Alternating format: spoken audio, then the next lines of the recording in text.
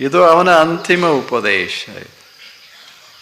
ಆ ಮನುಷ್ಯಗೆ ಇಷ್ಟ ಆನಂದ ಆಯಿತು. ಬಹಳ ದೊಡ್ಡ ಸಿರಿವಂತ, ಎಲ್ಲವನ್ನ ತ್ಯಾಗ ಮಾಡಿ ಬಂದಿದ್ದ. ಅಷ್ಟು ದೂರ 100 ಕಿಲೋಮೀಟರ್ ಓಡ್ತಾ ಓಡ್ತಾ ಬಂದಿದ್ದ. ಬುದ್ಧ ಹೋಗ್ತಾನ, ಇನ್ನು ಅಷ್ಟರಾಗ ನಾನು ಜ್ಞಾನಿ ಆಗಬೇಕಂತ ಬಂದಿದ್ದ. ಕೂತಲ್ಲೇ ನಕ್ಕ. ಆ ಮನುಷ್ಯ ನಕ್ಕ. ಯಾಕೆ? ಎಲ್ಲ ಹೋಗಿತ್ತು. ಇಷ್ಟು ಸುಲಭವಾಗಿ ಬುದ್ಧತ್ವವನ್ನು ಪಡೆದದ್ದ ಕೊನೆಯ ಮನುಷ್ಯ. ಬುದ್ಧತ್ವ ಪಡೆದವ ಎಂದೂ ಭೇಟಿಯಾಗಿರಲಿಲ್ಲ. ಆದರೆ ಕೊನೆಯ ಕ್ಷಣದಾಗ ನಾನು ಅನ್ನೋದು ಶುದ್ಧ ನಾನು ಕೇವಲ. ಸುಮ್ಮನೆ ನೋಡ್ದ. ಪುರುಷನಾಗಿ ನೋಡಲಿಲ್ಲ, ಸ್ತ್ರೀಯಾಗಿ ನೋಡಲಿಲ್ಲ, ಸಿರಿವಂತನಾಗಿ ನೋಡಲಿಲ್ಲ, ಬಡವನಾಗಿ ನೋಡಲಿಲ್ಲ, ಜ್ಞಾನಿಯಾಗಿ ನೋಡಲಿಲ್ಲ, ಅಜ್ಞಾನಿಯಾಗಿ ನೋಡಲಿಲ್ಲ. ಸುಮ್ಮನೆ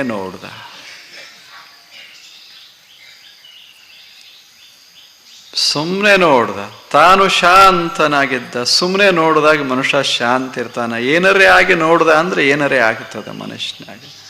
ತಾಪ ಆಗುವುದಿಲ್ಲೇ? ಈ ಮನೆ ಮಾಲೀಕರಾಗಿ ನಾವು ನೋಡಿದರೆ ಎಲ್ಲರ ಒಂದಿಟ್ಟು ಬಣ್ಣ ಕೆಟ್ಟಿತ್ತಂದ್ರೆ ತಾಪ ಆಗ್ತದೆ.